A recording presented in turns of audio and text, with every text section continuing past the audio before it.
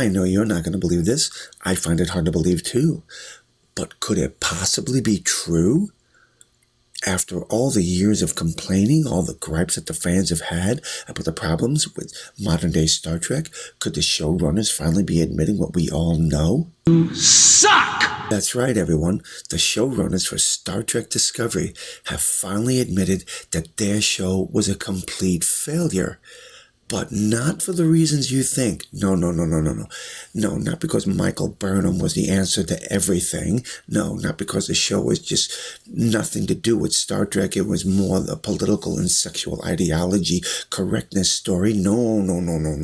Had nothing to do with being absolutely nothing to do with Star Trek. No, of course not.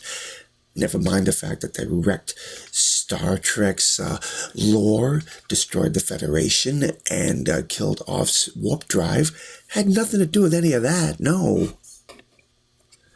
Star Trek showrunners finally just admitted most hated Trek show was a failure. Well, at least Newsbreak got that right. The most hated Star Trek. That's right. With its premiere just over 2 months away, Star Trek fans can't help but wonder what the upcoming Starfleet Academy will be like.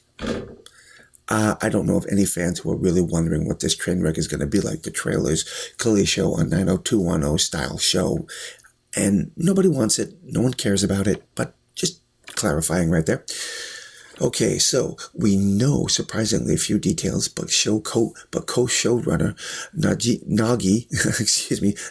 Nadia Landru recently clarified to the Entertainment Weekly that it would have a kind of a mission of the week format that helped make the show like the original series and The Next Generation a hit. That may seem like a no-brainer for a Star Trek show, but Landru's very welcome announcement also serves as a very quiet admission that Discovery, the very show Starfleet Academy spun off of, was a failure. So let me see if I understand this correctly. Star Trek Discovery was a failure, not because it destroyed the Star Trek franchise, not because it made one character out to be a Mary Sue who could do no wrong. No. It wasn't even the fact of sexual ideology being injected into this show. Nope. The problem was that the show, instead of being a weekly different story, it was this seasonal story just broken down into 10 episodes. That was just the whole problem with Star Trek Discovery. Bullshit. Like traditional Star Trek shows, which had 26 episodes per season, Discovery began with a 15-episode season 1 and ended with a 10-season episodes. Rather than devoting each episode to a new mission, Discovery mostly focused on major season-long mysteries for characters to explore and solve. In other words, they're trying to tell you that the reason Star Trek Discovery failed was because it went for a whole season and it stretched it out into 10 episodes rather than a single episode mission, which is a bunch of bull. The show sucked. It royally sucked, and I could handle Star Trek being a season-long, every episode continuing the seasonal plot. I could handle that, but these characters were annoying. I hated every minute about it, and just the idea that one character can do no wrong, and even when they're offset, they're always talking about him, or her, excuse me. This show royally sucked. Not to mention all the crying, the tearfulness, it just didn't feel like a Star Trek series. After Star Trek Discovery, Picard followed the same formula, leading to its own major failures.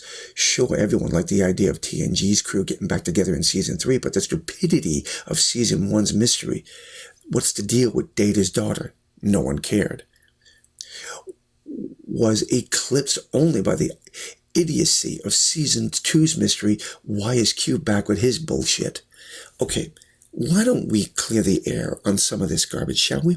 It was those things. Yes, we didn't give a damn about Data's daughter because this was ridiculous. And we were excited for the idea of Q coming back until they turned him into a dying, grumpy old man.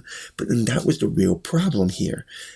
Picard, the show was called Star Trek Picard, and it seemed to be more of him following everyone else around. A geriatric old man who was entitled alone, the show Picard, and yet there was nothing Picard about Picard. Now, I know there are some of you out there going, oh, here he goes again. He's griping, he's moaning, he's crying about Star Trek. Boo-hoo-hoo, why isn't it back to the way it was? It doesn't have to go back to the way it was, but it needs to give us decent stories, and it needs to stop with this political correct BS.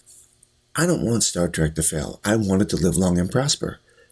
But as long as these people continue to use it as a way of promoting messages, then it is going to fail, and you're going to keep driving the fans away. Tell me what you think about this. Starfleet Academy. Is it going to be a hit or miss? I said before that I would see it.